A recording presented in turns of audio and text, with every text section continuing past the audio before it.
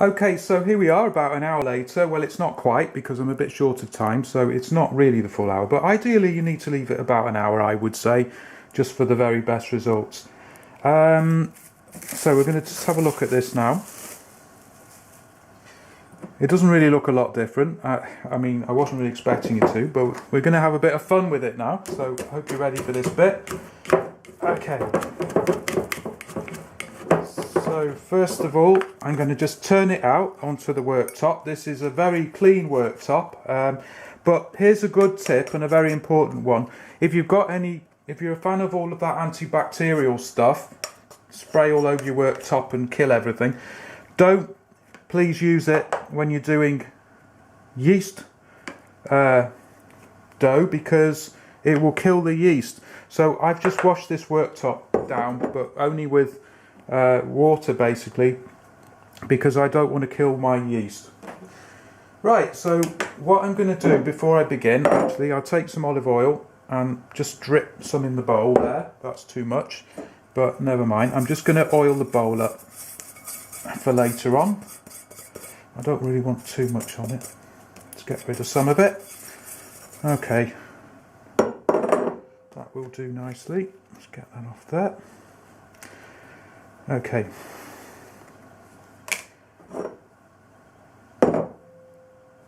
So the first thing I'm going to do is, if I put that there, yeah.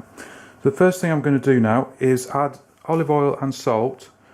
So I'm just going to put my olive oil on there and zero that, and I'm looking for 30 grams of olive oil. I'm just going to pour this on top of the dough. This looks very messy, and in fact it is, but it's part of the fun. That's 30 grams of olive oil. Now I need some salt.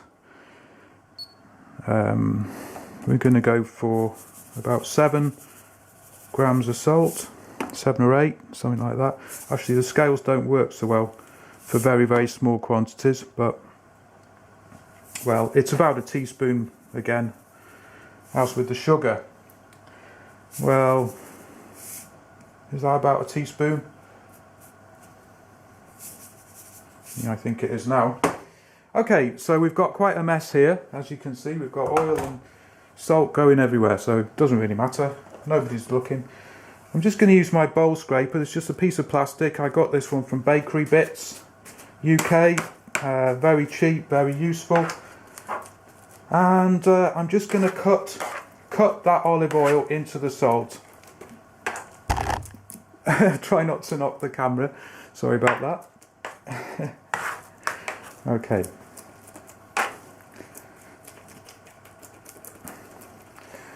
The reason I'm just doing it with the bowl scraper at this point is simply so that I don't get it completely all over my hands and everywhere.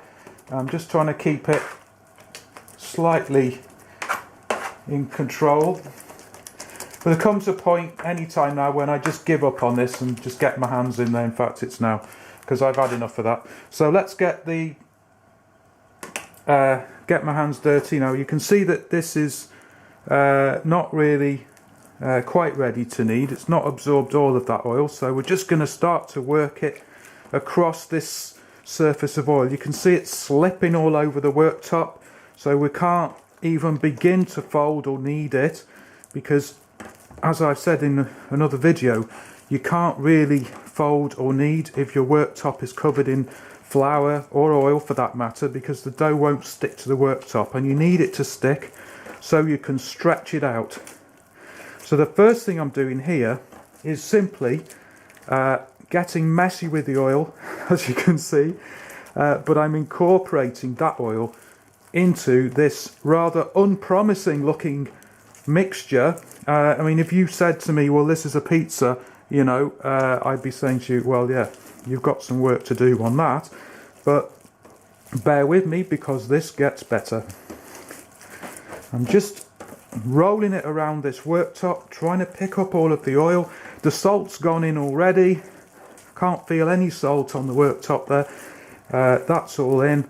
The oil's going in. And what will happen any time now is that we'll start to notice traction with the worktop. So this dough will begin to stick to the worktop, and that will be a sign that we can start doing some proper kneading. Now this dough is quite wet. It's a high hydration dough. Well, it's not that high, it's about 58%, and that's the ratio of water to flour, I think. I'll have to look up the definition of hydration, but anyway, I know it's 58%, this particular recipe of mine. I did calculate it all at one point. It is my own recipe. I've adapted it and experimented with it and found out what works. You have to be a little bit aware of your dough. Now, this to me, I'm not entirely sure if it's wet enough. I'm just trying to prod it a bit and see if it is. Yeah, we're going to go with it. I think it's okay.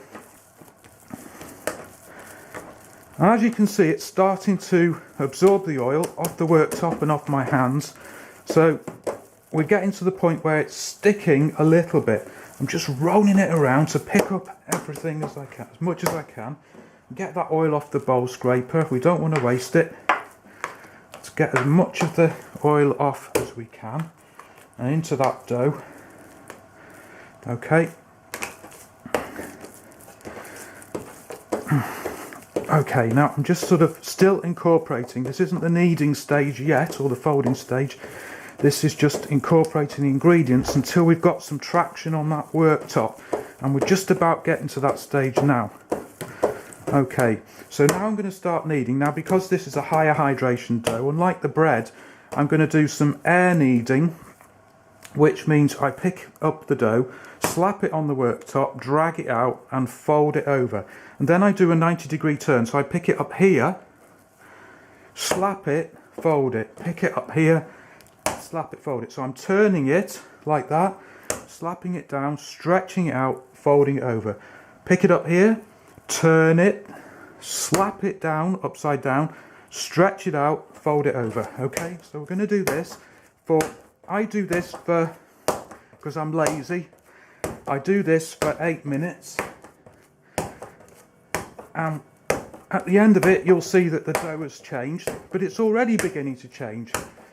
I'm moving around a bit just to make sure I've got all that oil off the worktop, right? I don't want anything on this worktop other than my dough. Just clean my hands off, get the oil off those, and carry on with the air kneading. So slap, slap and fold, turn, slap, fold, turn, slap, fold, turn. That's what we're doing.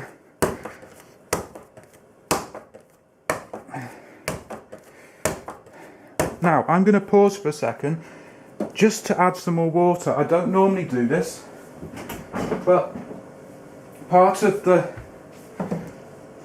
thing about making dough is you've got to be a little bit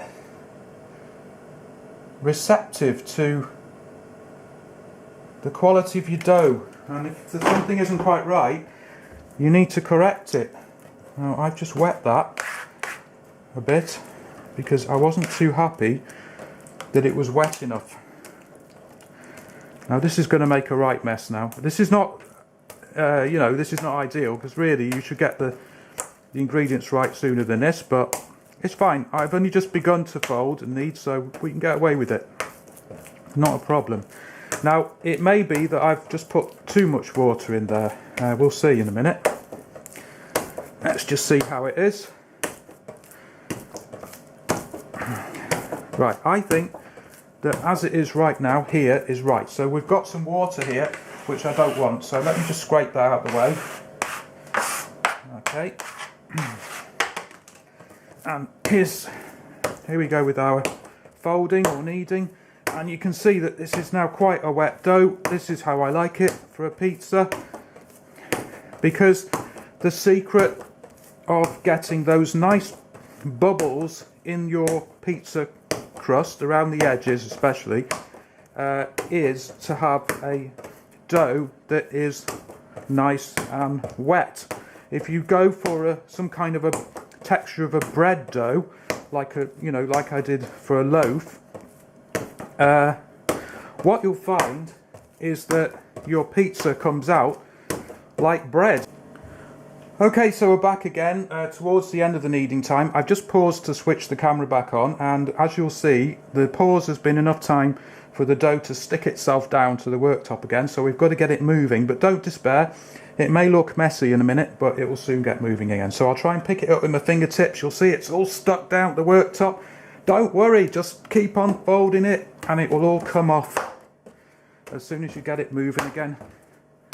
Get your fingers under it, pick up those loose bits, and you soon get it moving again. Okay, now incidentally, the quantity of dough in this recipe is enough for one pizza for 2 people, a good sized pizza for 2 people, and equally importantly, it's the size of pizza that really is the biggest you can do and fit it into a domestic oven, the normal sized domestic oven.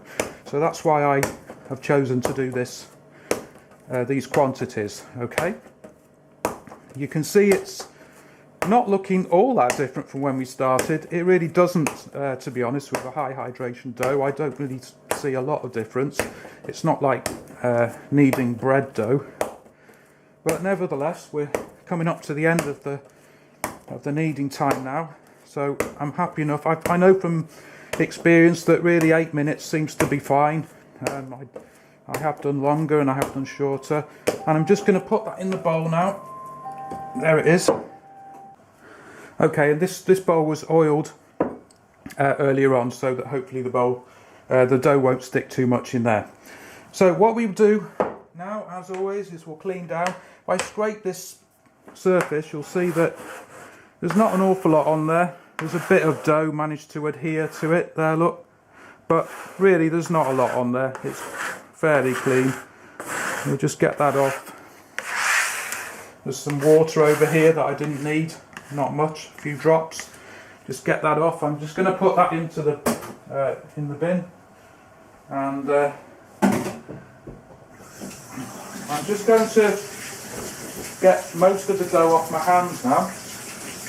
This is very important. Get the dough off your hands before it dries, especially the hairy bits on the back of your hands, right? If you keep the dough for any length of time in there and it dries, you'll find that the only way to get it off is to cut the hairs off, because it absolutely sticks like glue. I've got my wet hands on the work surface here, only so as that I can put the cling film down into that wetness, make the underside of the cling film wet, so that when I put it onto the bowl there, we've got a wet surface underneath and we avoid a crust developing on that dough. So there we are. I'm going to put this now in a fairly cool room, bedroom, something like that, and it's going to be there for maybe 6 hours or so till it's doubled, and then we'll be back later on.